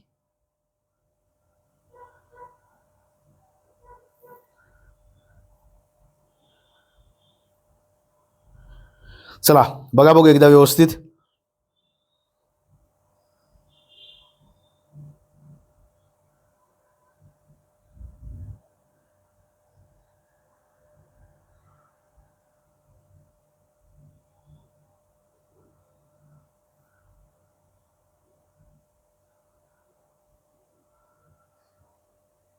ओके, काय सांगू शकतो?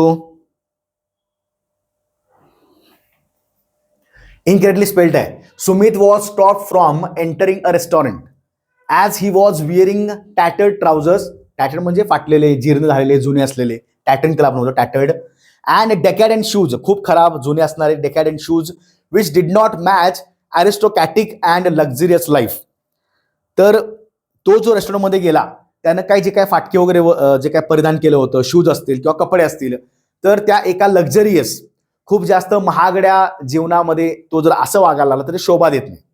रेस्टॉरंटमध्ये मोठे मोठ्या प्रकारची लोक असतील, श्रीमंत लोक असतील, त्याच्या ज्या काही गोष्टीनं ज्या परिधान केल्या होत्या त्यामुळं त्याचं ते दिसून येत नव्हतं की हा बाबा मोठ्या घरातला आहे, कारण काय त्यानं जुन्या वस्तू किंवा फाटक्या वस्तू घातल्या होत्या. माझं म्हणणं असं आहे की मला त्यातलं चुकीचं स्पेलिंग सांगायचं आहे. इथं सगळा वेळ घालवण्यापेक्षा डिरेक्टली बघूया पर्यायामध्ये या ठिकाणी की चुकीचं कोणतं आहे. बघा, ट्राउझर्स, ट्राउझर्स स्पेलिंग बरोबर आहे, मला चुकीचं ओळखायचं आहे. रेस्टॉरंट, रेस्ट पहिल्या लक्षात ठेवायचं, रेस्टॉ AU पाहिजे आणि रेस्टॉरंट ई नसतं, ए असतं, हे पण बरोबर आहे स्पेलिंग. डेकॅडंट खूप जास्त जुने असलेले, फाटके असलेले, ओल्ड. डेकॅडंट, डेकॅडंट ई पाहिजे, इथं ए पाहिजे, पुन्हा ई पाहिजे, हे सुद्धा बरोबर आहे. पण हे इथं काहीतरी मिस झाले बघा. ॲरिस्टोक्रॅटिक नसतं तर ॲरिस्टोक्रॅटिक असतं, ॲरिस्टोक्रॅटिक. त्यांनी आर खाऊन टाकलं बघा, इथं आर स्किप झालं. ॲरिस्टोक्रसी म्हणजे काय? ॲरिस्टोक्रसी जे मोठी मोठी लोक असतात, उमराव श्रीमंत लोक असतात, त्यांच्यामध्ये वावरणं म्हणजे ॲरिस्टोक्रसी. ॲरिस्टोक्रसी हा गव्हर्नमेंटचा प्रकार आहे, ज्यामध्ये सरकार जेव्हा स्वतः शासन करतं तेव्हा अशी मोठी मोठी श्रीमंत लोक असतात, ते असतात ॲरिस्टोक्रसी.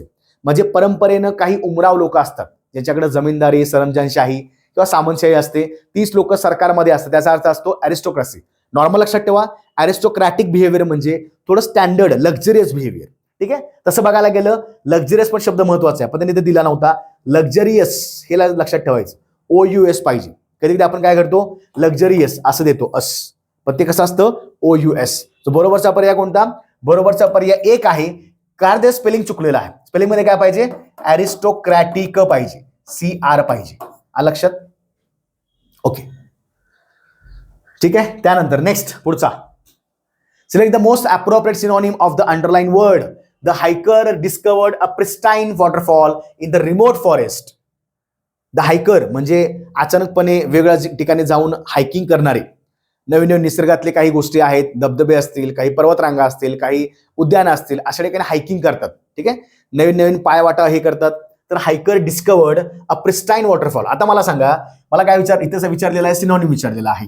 तर हायकरनं काय केलं, असं नवीन काय त्यांना डिस्कवरी केली, मग त्याला काही शोध लागला काही गोष्टींचा. कुठल्या गोष्टींचा? A pristine waterfall in the remote forest. दुर्गम भागामध्ये, दुर्गम जंगलामध्ये तर एक असा वॉटरफॉल म्हणजे धबधबा शोध लागला. मला सांगा, हा वॉटरफॉल प्रिस्टाईन आहे.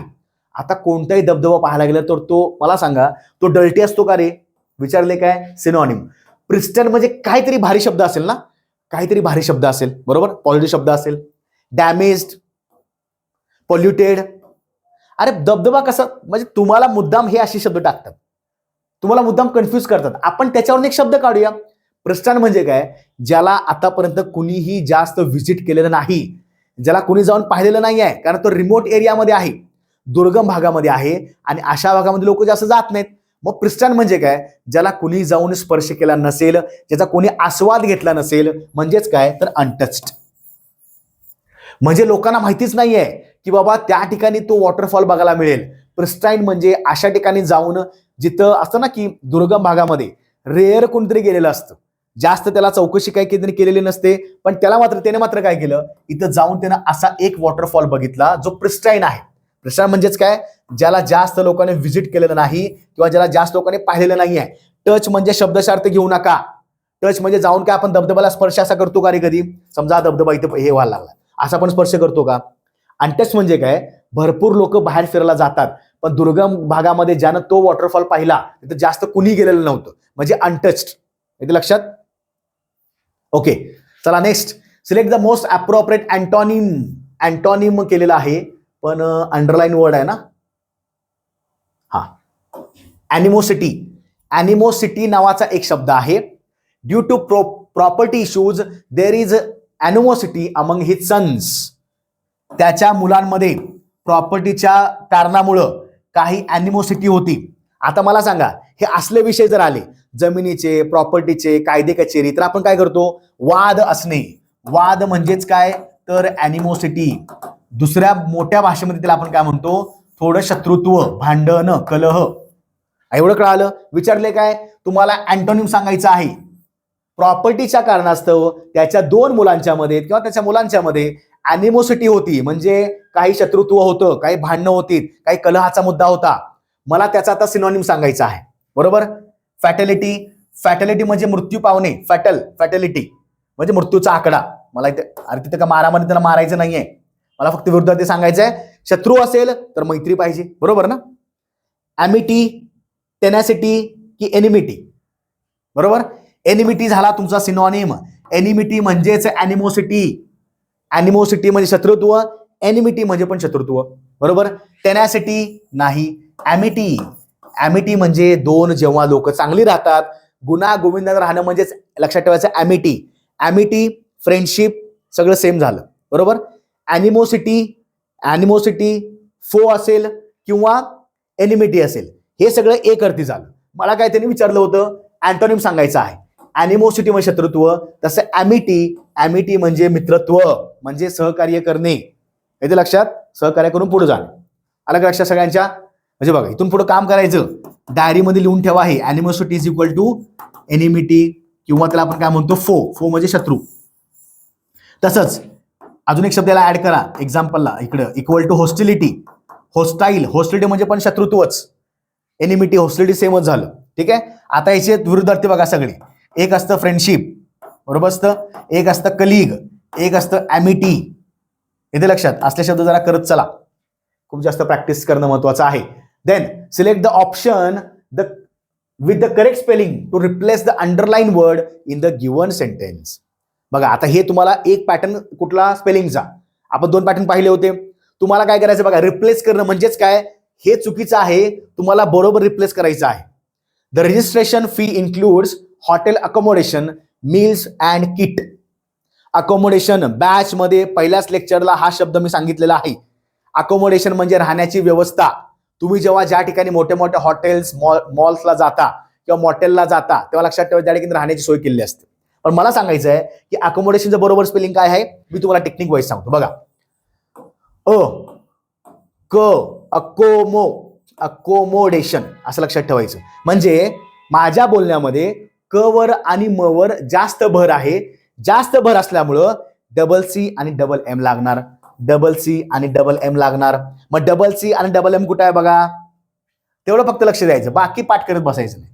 Double C single M cancel, double C single M cancel, single C डबलचा काय संबंधच नाही. पहिला पर्याय बरोबर. डबल सी डबल एम डेशन. बरोबर. कुठं कुठं डबल लेटर्स येतात म्हणून म्हटलं बॅच मध्ये हे सगळं व्यवस्थित मी सांगतो. कुठे डबल असतात, कुठे लक्षात ठेवायचं, याची प्रॅक्टिस झाली की तुम्हाला पटपट मार्क मिळून जातात. ओके. नेक्स्ट तसाच आहे बघा. Select the correctly spelled word to fill in the blank. चला पटापट पर्याय टाकायचा. पटापट पर्याय टाकत चला, म्हणजे मला समजेल आपल्या पोरांना एकदम जबरदस्त जमतंय. बरोबरचा पर्याय कोणता आहे?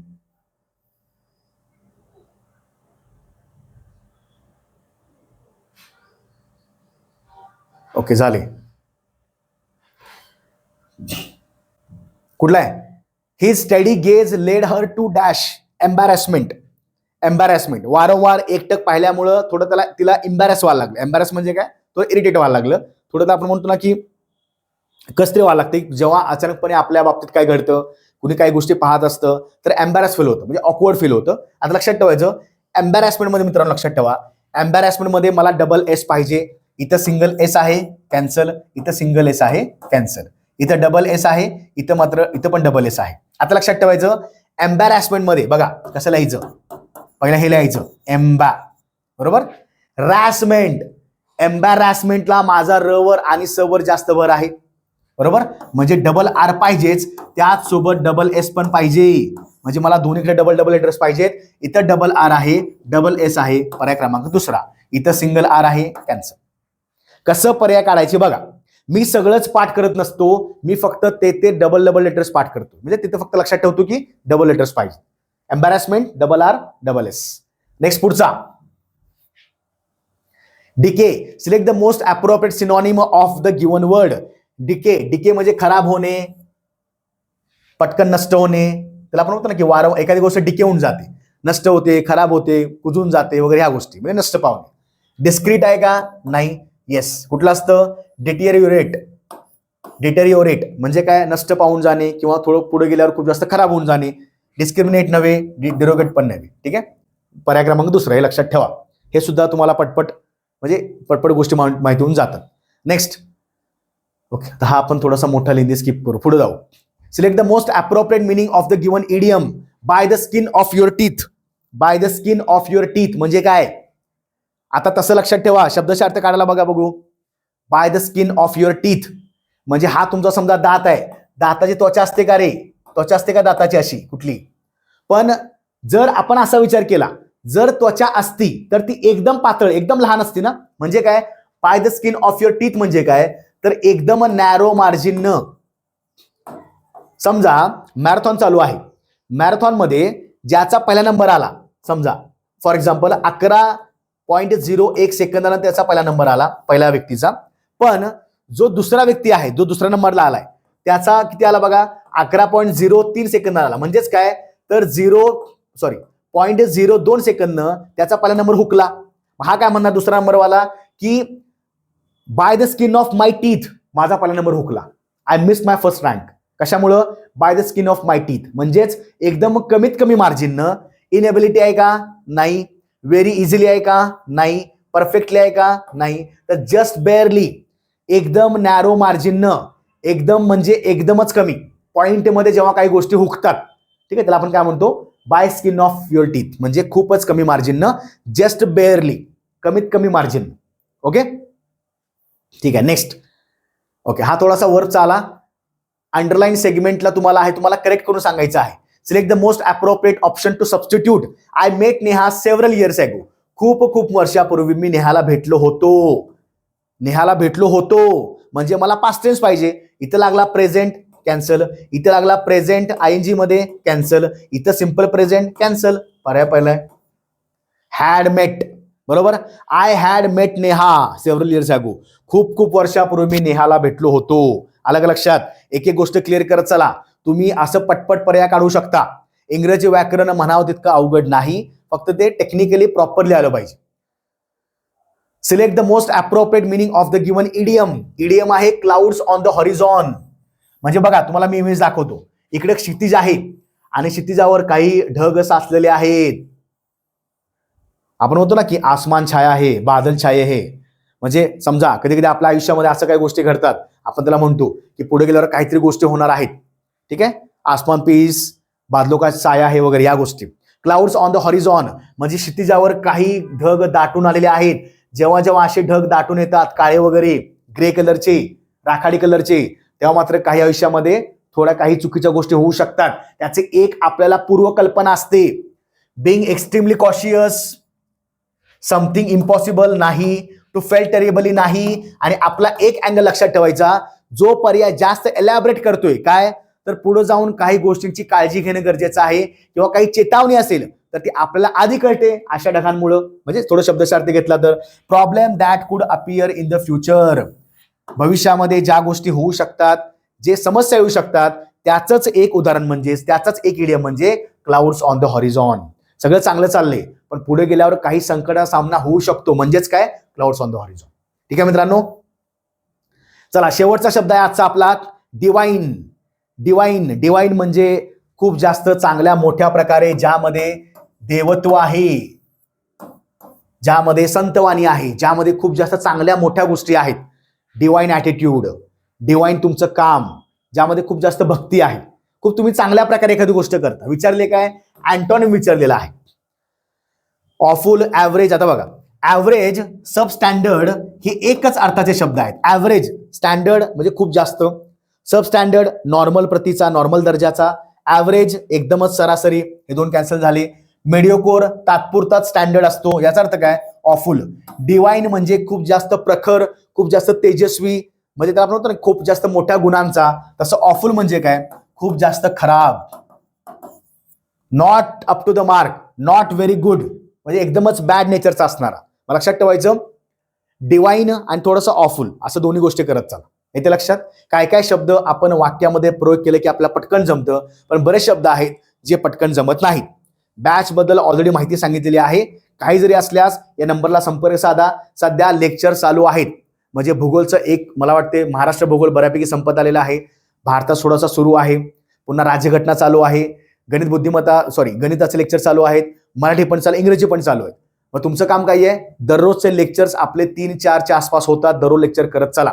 इथून पुढे लक्षात ठेवायचं वीकली आपण टेस्ट सुद्धा घेत आहोत. त्याच्यामध्ये वीकली टेस्टमध्ये आपण आतापर्यंत जो सिलेबस झालेला आहे तो सुद्धा त्याच्यात तुम्हाला मी काही MCQ सुद्धा काही देणार आहे, ते तुम्हाला जास्त सॉल्व्ह करण्यासाठी खूप जास्त उपयोगी पडेल.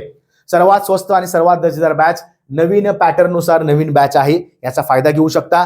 जे विद्यार्थी घर बसला अभ्यास करतायत, ज्यांना कोणी मार्गदर्शक नाही, तर हे सगळे सिलेक्टेड लोक आहेत किंवा जे चांगल्या प्रकारे आपल्या वैयक्तिक अनुभवातून काही सांगू शकतात, तर तुम्हाला खूप जास्त आवडेल. त्याचा नक्कीच फायदा घेऊ शकता. कमीत कमी फीजमध्ये आपण चांगल्या गोष्टी द्यायचा प्रयत्न करतो. ठीक आहे. आणि त्याचबरोबर लक्षात ठेवायचं जे विद्यार्थी नवीन आहेत, ज्यांनी मिशन तलाठी या आपल्या ऑनलाईन प्लॅटफॉर्म सबस्क्राईब केलं नसेल, चॅनेलला सबस्क्राईब करा. लेक्चर कसं वाटलं मला कमेंटला टाका. आवडलं असल्यास लाईक सुद्धा करायचं. आणि मार्केटला सध्या आपले पुस्तक अवेलेबल झालेलं आहे, पेपर सोल्युशन. तलाठी भरती म्हणजे आगामी काळामध्ये जे होणार आहे यामध्ये सविस्तर आपण पेपर पूर्ण दिलेले आहेत. त्याचबरोबर प्रत्येक प्रश्नाचं व्यवस्थित मुद्देसूद सखोल स्पष्टीकरण सुद्धा देण्यात आलेलं आहे. म्हणजे काय? तुम्ही अभ्यास करताना एका प्रश्नाचं तुम्ही उत्तर वाचताच, पण त्याचबरोबर जे 2-3 पर्याय वेगळे असतात त्याचं काय येऊ शकतं, त्याचा अर्थ काय असतो, हे सुद्धा तुम्हाला त्या ठिकाणी प्रॉपर समजून येईल. ठीक आहे मित्रांनो, लेक्चर आवडल्यास नक्की या गोष्टी करा. आणि इथून पुढे आपण आधीमध्ये सुद्धा लेक्चर्स घेत जाऊ. काही लेक्चर आपले रेकॉर्डेड असतील, काही इंग्रजी लेक्चर आपले लाईव्ह सुद्धा घेत जाऊ. ठीक आहे मित्रांनो, चला पुन्हा भेटू. जय हिंद. अभ्यास चांगला करा.